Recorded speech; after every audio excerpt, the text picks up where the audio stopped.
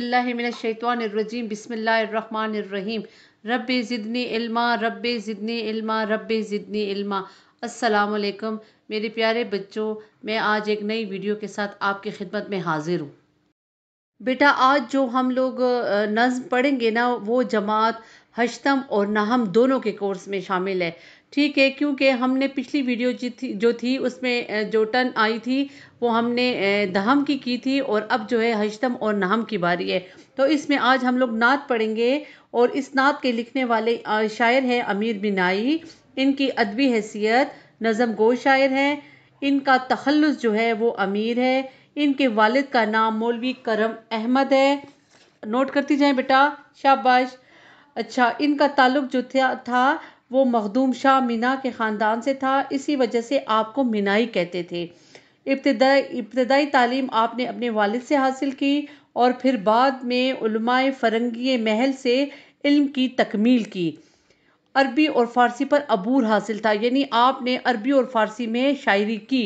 ठीक है, आपकी दो मशहूर किताबों के नाम हैं इरशादुस सलातीन और हदायत सलातीन। ठीक है, दो दीवान थे आपके, सनम खाना इश्क और मिरातुल गैब। आपकी मशहूर मसनवियाँ हैं नूर तजल्ली, अब्र करम, शाम अबद और सुबह अज़ल। ठीक है, ये अपने पास उनका सारा तारुफ नोट कर लें। जब आपका क्वेश्चन आता है तो इसी में से, ये जो मैंने तारुफ उनका बताया, इसी में से आपके मारूजी सवालात आते हैं।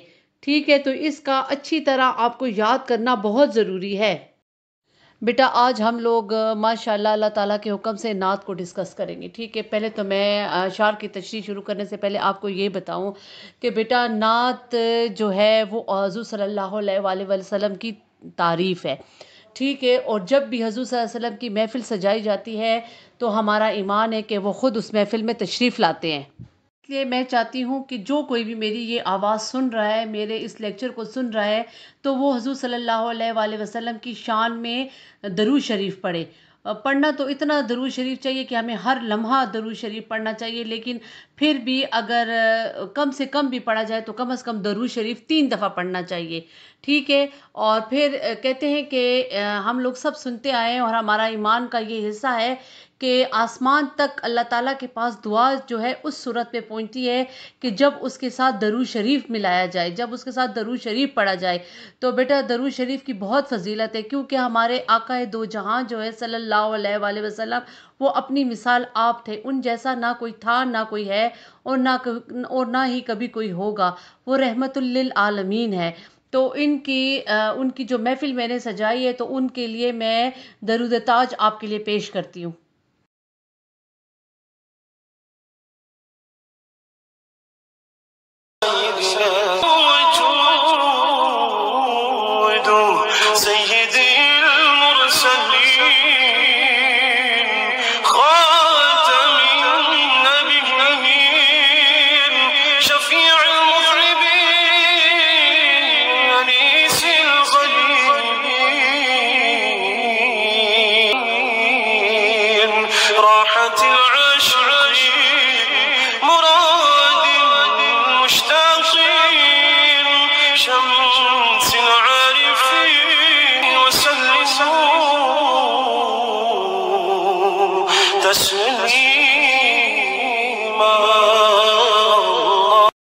माशाअल्लाह, सुभान अल्लाह।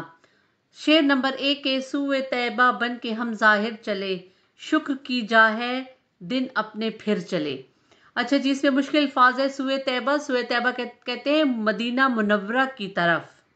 जाहिर जियारत करने वाला। जा का मतलब है जगह। अच्छा बेटा, इसकी तशरीह कुछ इस तरह है कि शायर अमीर मिनाई मदीना मुनव्वरा के पाक शहर की जियारत करने का जिक्र कर रहे हैं और खुशी का इजहार कर रहे हैं। वो कहते हैं कि हमारे बुरे दिन ख़त्म हो गए और हमारा बुलावा आ गया है। कहाँ से आया है? मदीना मुनव्वरा से आया है। और किसने बुलाया है? आकाए दो जहां सल्लल्लाहु अलैहि वसल्लम ने। बेटा हम किसी के घर उस वक्त तक नहीं जा सकते जब तक कि उस घर वाले की अपनी मर्जी ना हो। तो जब बुलावा आया है तो कोई जाता है ना। तो इसी तरह इस शायर का भी बुलावा आया है और वो बहुत खुश है।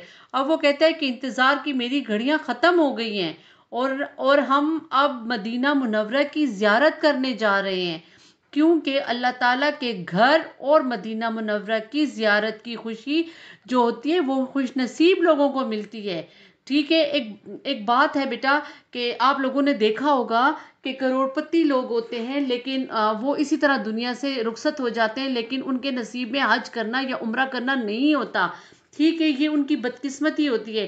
اس لیے اللہ تعالیٰ کے گھر کی زیارت کرنا، مدینہ منورہ کی زیارت کرنا، اس میں کوئی پیسے کی کوئی حد نہیں ہے کہ کوئی دولت مند ہے تو وہ جائے گا وہ بندہ جو اللہ اور رسول کے اطاعت کرتا ہے، جو اللہ تعالیٰ کے اور رسول صلی اللہ علیہ وسلم کی سنت پر چلتا ہے، ان کے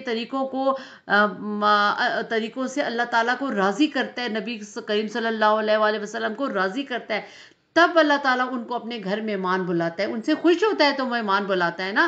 تو یہی شاعر جو ہے یہ ڈسکس کر رہا ہے اس میں کہ میں اتنا خوش ہوں کہ اب تو میں مدینے جانے والا ہوں اور میری خوشی کی کوئی انتہا ہی نہیں ہے، اور وہ تو جگہ ہی ایسی ہے کہ جہاں جانے کے لیے ہر کوئی دعائیں کر رہا ہے، اور میں تو اب شکر ادا کروں گا کہ مجھے میرے آقا دو جہاں صلی اللہ علیہ وآلہ وسلم نے بلایا ہے۔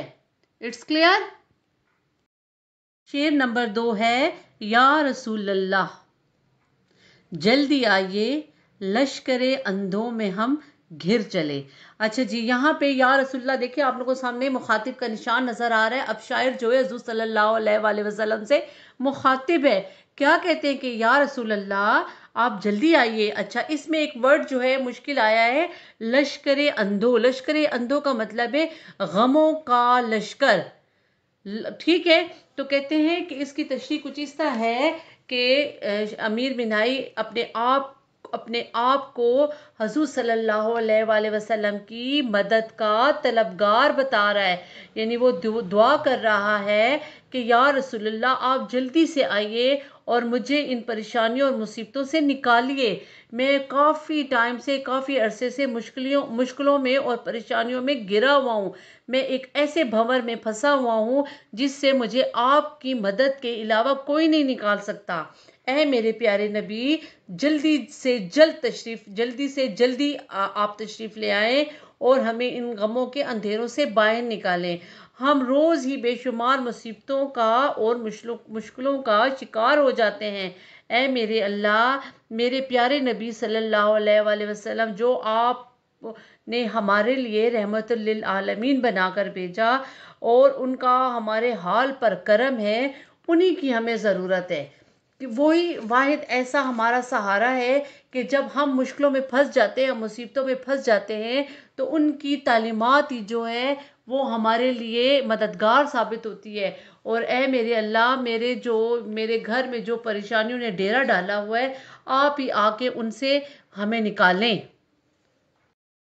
پیارے طلباء، مجھے یقین ہے اور امید بھی ہے کہ آپ کو میرے پڑھانے کی سمجھ آئی ہوگی، آپ کو امیر بینائی کے تعارف کی بھی سمجھ آئی ہوگی اور اشعار کی تشریح کی بھی سمجھ آئی ہوگی۔